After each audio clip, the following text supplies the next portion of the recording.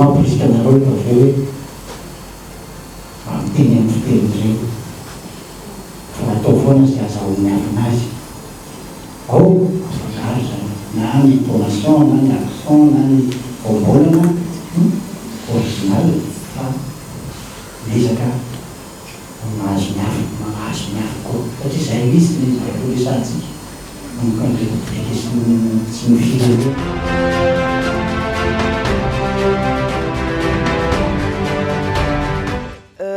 Maro zegny raha expérience ny iainako tsy nampoiziko iainako ny fankafantatra tamin'ny olo maro akendriko voalohany olo avy amin'ny faritra samihafa tsy nampoiziko be le izy de magnarakaraka zegny nisy koa zegny personnalité eto à Madagascar agnisan'ny manana maizy azy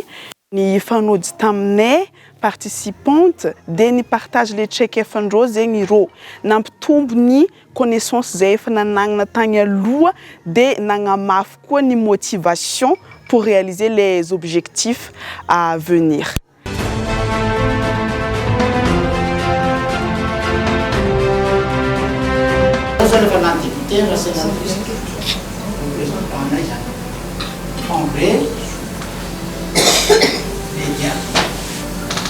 Stratégie,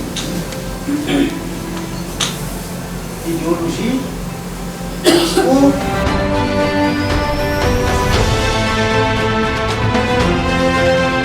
Esprit impératif c'est la culture entrepreneuriale. Mais à on a transformer quand les salariés, c'est valeur ajoutée, surtout, petit beaucoup. Andao rehefa manangana trano dia amin'inona ny atao? Andao rehefa hananana fototra mikasika ny décentralisation tsy resantsika verenana, ifampiresahana, ifampizarana, ho an'izay efa mahay dia afaka mifampizara ihany koa.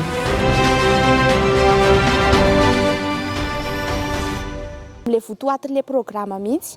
efa liana politika foana hatramin'izay fa ohatrany hoe tsy nanana opportunité ahafahana mandalina an'le izy dia tamin'ity programme ity no tena natsapako fa manana andraikitra be ny tenako amin'ny maha-olom-pirenena ary manana andraikitra koa maha-vehivavy ahy satria tena tokony handray anjara amin'ny politika.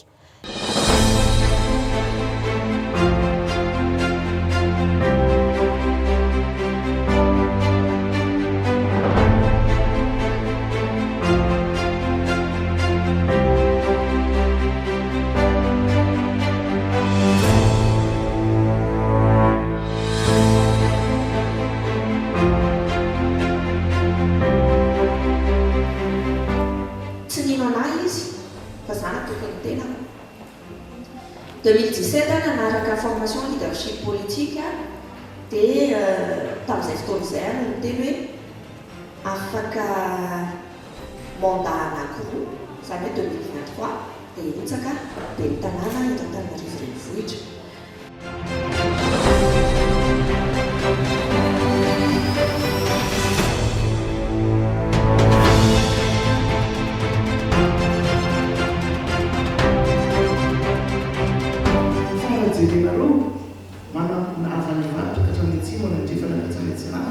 Nisy fanjaka fampitan'olo ny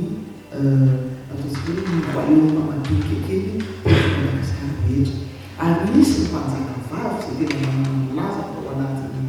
tantara. Nanomboka tamin'io aho zany dia tsy nanaiky mihitsy tsy nanaiky intsony ny anaovana tsinitsina ny vehivavy indrindrandrindra hoe mbananana ny toerana misy azy izy zany resaka hoe capitaine sénateur Français, député de Madagascar après 1960.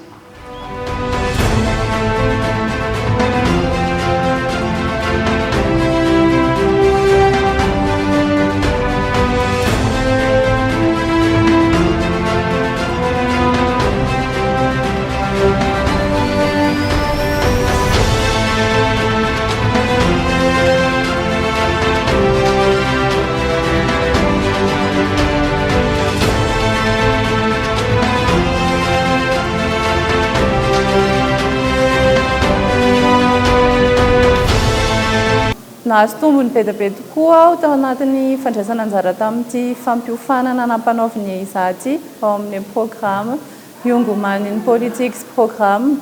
satria amaha tanora vehivavy izay te hirozaka amin'ny sehatra politika dia tena tombony be dia be, tena hoe be dia be izay tsy hitanao eny amin'ny université na fiainana andavanandro fa tena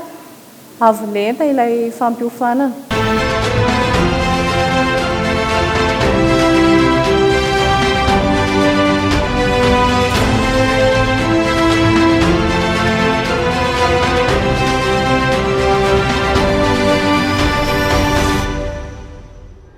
Nandritra nyity formation Young Women in Politics Programme izay atolotry ny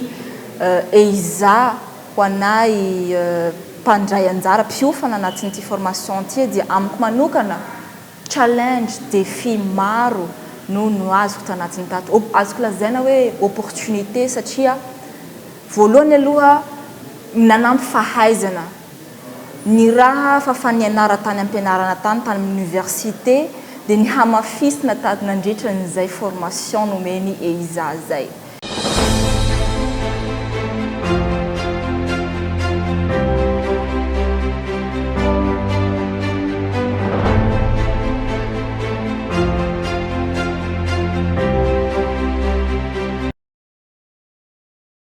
Nagnampy be anahy amin'ilay zavatra andeha ataoko amin'ny hoafiko zany ilay zavatra rehetra jiaby natao dia les programmes zany tegna nafinaritra be satria tsy vitan'ilay hoe séance agnaty salle fa tegna nisy pratique izay nataonay tao amin'ny assemblée nationale izay tegna nampitombo fahalalanako mikasika ny zava-misy eto amin'ny firenena ary tegna nampitombo ny fahazotoagnako amin'ny andraikitra mandigny anahy amin'ny hoavy.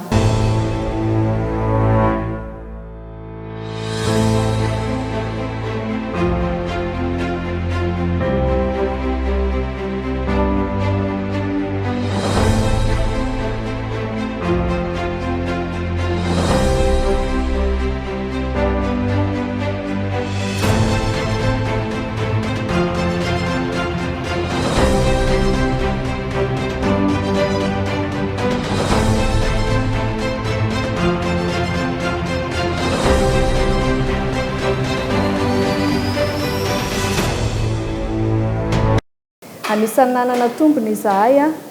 tamin'ity programme ity satria nahazo ireo fahalalana fototra rehetra ahafahana miroso amin'izany ary manana tombony izay satria afaka miomana soma tsara ary afaka miatrika dian'izao sahady ny amin'ny fombafomba rehetra ahafahanay ho tonga eo amin'izany toerana izany.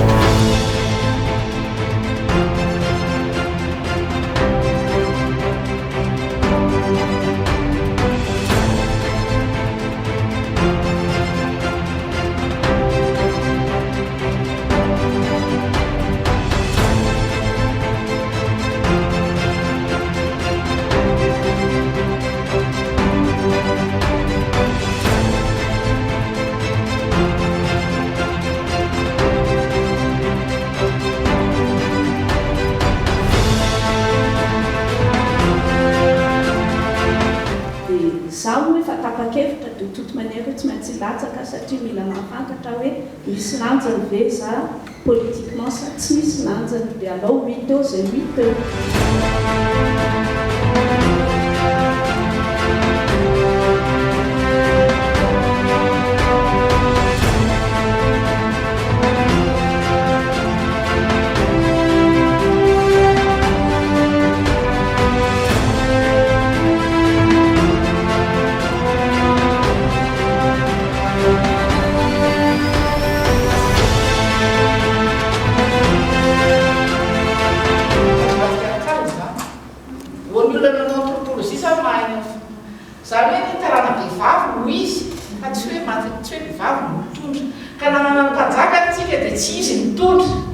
Manaratsara tantara raha tena mandinika nareo nisy ny prime ministre zay nomeny fahefana hitondra.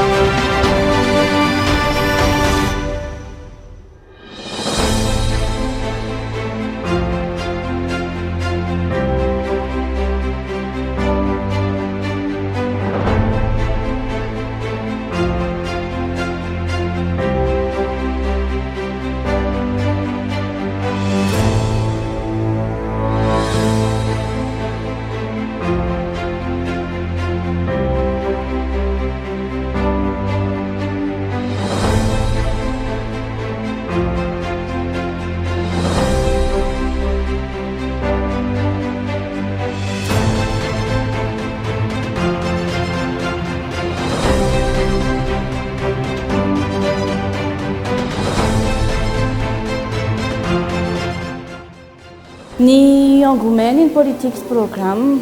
inona moa zany zavatra tena hoe azoko tanatin'ilay izy be dia be mihitsiny na teo amin'ny lafiny personnel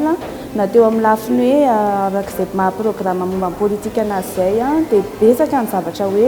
noratoviko tanatin'ity formation ity raha ho ana manokana aloha ny personnellement zany tena zavatra vaovao sady nampianatra zavatra maro anany hoe fankafatarana tamin'ireo ankizy namana avy any amin'ny faritra samihafa dia ankoatran'izay nidirana tato moa zany dia ny hoe hiofana hanao politika ny tamin'ny voalohany indrindra fiheverako an'izany hoe hanao politika zany zavatra tsy dia tena hoe sarotra be fa hoe midikiditra fotsiny ao miditra anato antoko ianao dia nanao politika ohatran'ireny hitantsika rehetra ireny.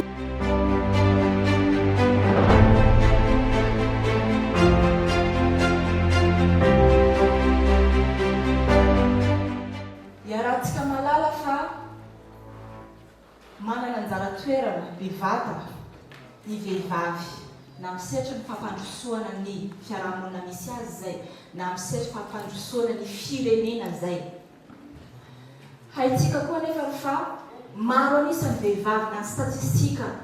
eto amin'ny Madagasikara zay eo amin'ny setra nasionaly na amin'ny setra iraisam-pirenena azy dia mirakitra ny ankamaroan'ny folona maneran-tany ny vehivavy. Dikan'izay manana anjara toerana bevata amin'ny fampandrosoana ny fiarahamonina sy ny firenena ny vehivavy ka zay mihitsy no antony androsoako an'izao tolo-dalàna proposition de loi numéro 007-2021 sur la participation des femmes au poste de décision.